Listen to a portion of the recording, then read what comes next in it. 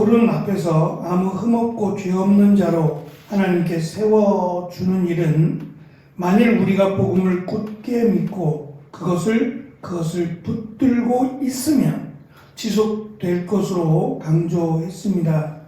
다시 말하면 구원받는 믿음이라고 하는 것은 주께서 다시 오실 때까지 복음을 굳게 붙들고 흔들리지 않는 믿음이 있어야 한다라고 하는 인내하는 믿음을 강조하고 있습니다. 인내하는 믿음이라고 하는 것은 예수님께서 제자들을 가르치실 때에 씨 뿌리는 비유로 설명하신 적이 있습니다.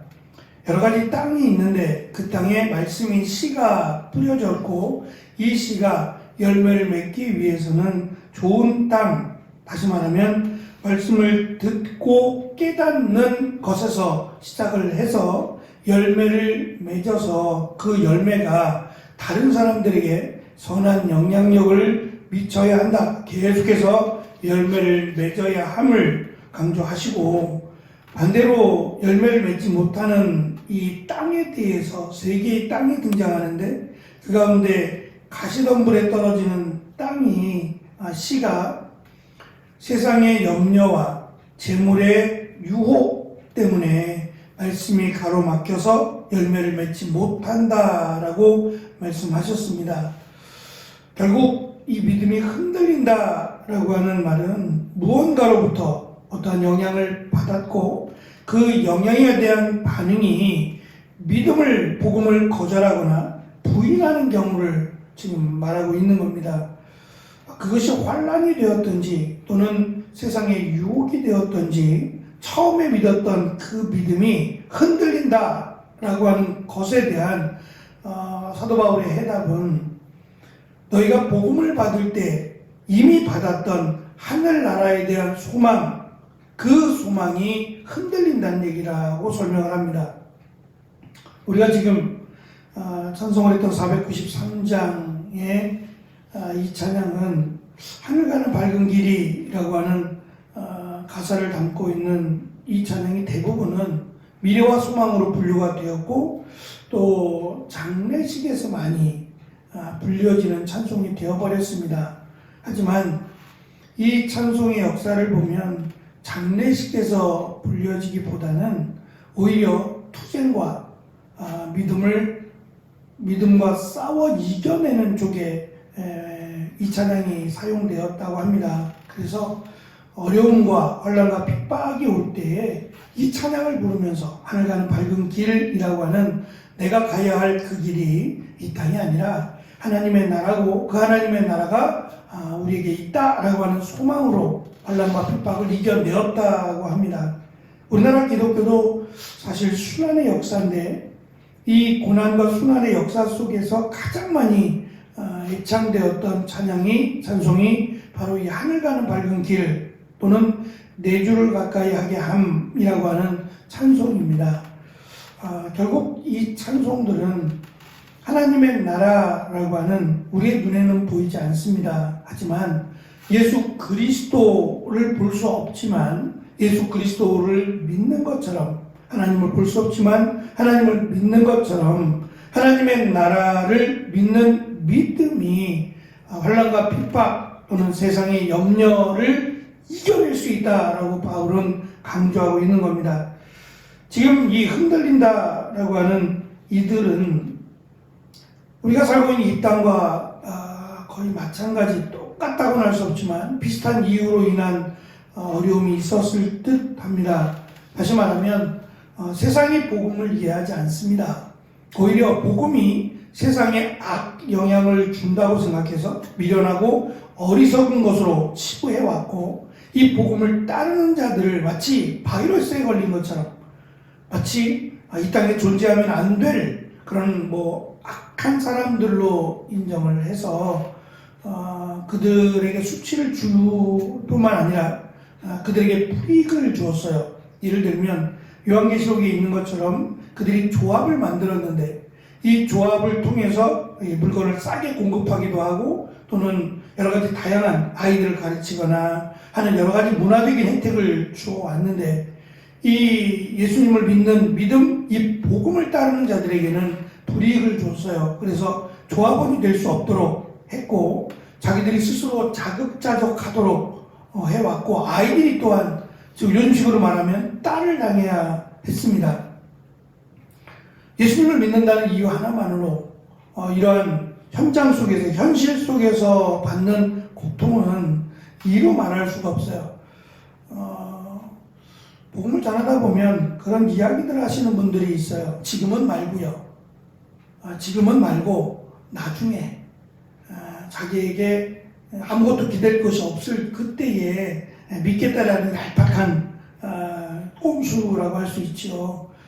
마치 그것처럼 지금은 현실 속에서 너무 힘들고 또 불이익을 당하니까 지금은 예수님을 잠깐 내려놨다가, 믿음을 내려놨다가 나중에 가서 다시 예수님을 믿으면 되지 않겠는가라고 하는 그 착각에 지금 빠져 있고, 또 한 가지는 복음을 따르다가는 이 편지를 보낸 바울처럼 나도 감옥에 갇히게 된다라고 하는 불안감이 그들을 공격해서 결국 그들의 믿음이 흔들린다라는 것을 바울이 전해듣게 됩니다. 바울은 이들이 이렇게 흔들게 된 이유가 1장 5절에서 우리가 읽은 23절에서 거듭 강조하는 것처럼 복음에 대한 소망, 복음으로 인한 소망이 이들에게 약해졌기 때문이라고 강조합니다.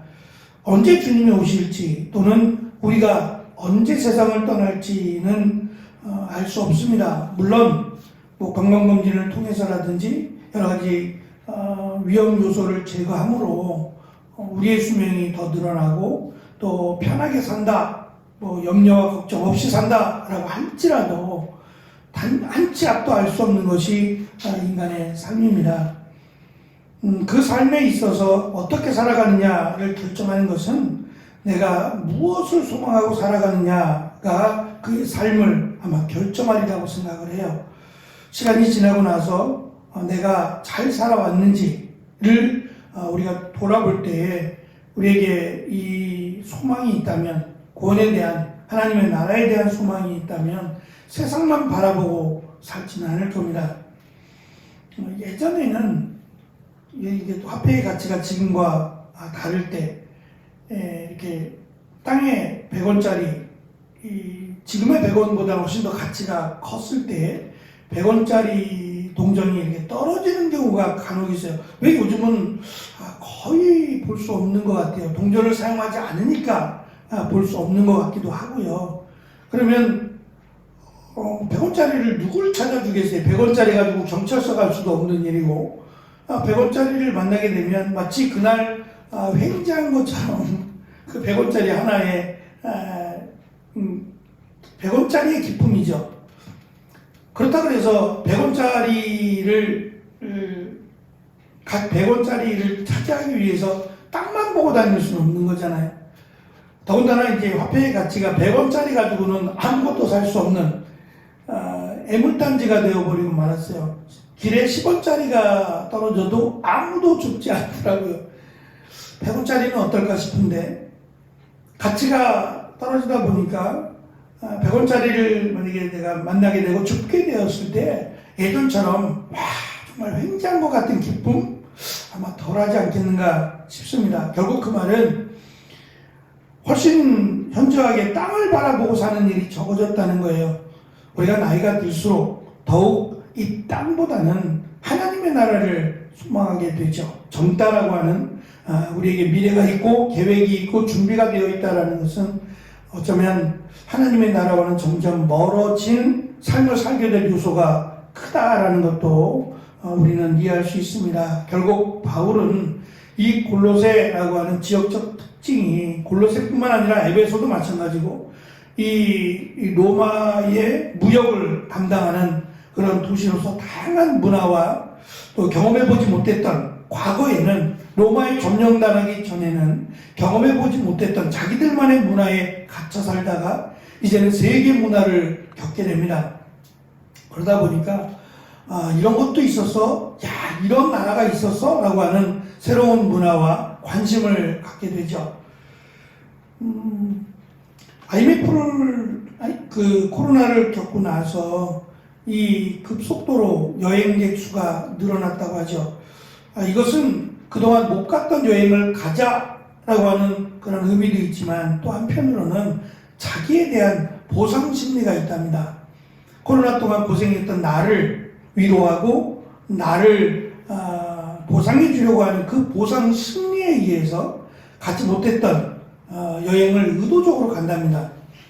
왜냐하면 또다시 코로나가 언제 다가올지 모르고 또 그때가 되면 여행을 가고 싶어도 가지 못한다라고 하는 불안감 때문에 미리 가겠다는 거죠. 미리 다녀오겠다 라고 하는 그 마음 때문에 여유가 뭐 있어서 가는 분도 있겠지만 여유가 없어도 언제 가겠느냐라고 하는 이 보상 심리로 인해서 많은 사람들이 해외로 여행을 간다라고 합니다. 두려움이라고 하는 그런 것들이 결국은 우리의 믿음을 흔든다라고 하는 점을, 그리고 세상의 재물이라고 하는 것이 결국 우리의 믿음을 흔드는 가장 강력한 요소가 된다라고 하는 것을 바울은 강조합니다. 그래서 바울뿐만 아니라 이 사도된 자들의 동일한 고백은 예수님께서 훈련시키셨듯이 아무것도 가져가지 마라 라고 하는 이 명령이 결국 이 재물에 대한 그리고 미래에 대한 염려와 두려움이 이 복음의 방해 요소가 되기 때문이라고 생각합니다. 우리가 그렇게 살라고 하는 건 아닙니다. 재물도 없이 집도 없이 나가서 살라고 하는 말이 아니라 우리의 이 믿음의 가치를 이 세상보다 훨씬 더 소중하게 여기고 미래에 대한 소망을 가져야 우리의 믿음이 흔들리지 않을 뿐만 아니라 우리의 믿음이 사실은 억지로가 아니라 즐거운 마음으로 예수님을 따라갈 수 있다고 생각합니다. 탕자의 비유에서 저는 탕자도 문제지만 더 큰 문제는 큰아들이라는 말씀을 드렸습니다. 아버지와 함께 있으면서도 감사하지 못하고 기뻐하지 못하는 그것이 어쩌면 세상이 좋아서 아버지를 떠나 세상으로 나간 그 아들 못지않게 참 안타까운 일이다는 생각을 가져보았습니다. 교회는 오래 다니지만 이 오래도록 다니는 교회가 즐겁지 않다면 이것 또한 참 안타깝고 좀 어리석지 않나라는 생각을 가져봅니다. 왜 이런 일이 벌어졌을까? 결국 그 안에 하나님의 나라에 대한 소망이 없기 때문은 아닌가라고 하는 생각도 같습니다. 하나님의 나라, 그 좋은 정말 이 땅의 모든 것과 비교할 수 없는 그 영원한 하나님의 나라를 소망할 때 우리는 이 세상의 재물이나 이 세상의 염려에 갇히지 않는다라고 하는 바울의 말을 오늘 우리가 귀담아 듣고 끝까지 주님을 향해서 나아가는 기쁨, 하나님의 나라에 대한 소망을 확실하게 붙들고 살아가는 귀한 날이 되어지시기를 축원합니다. 기도하겠습니다.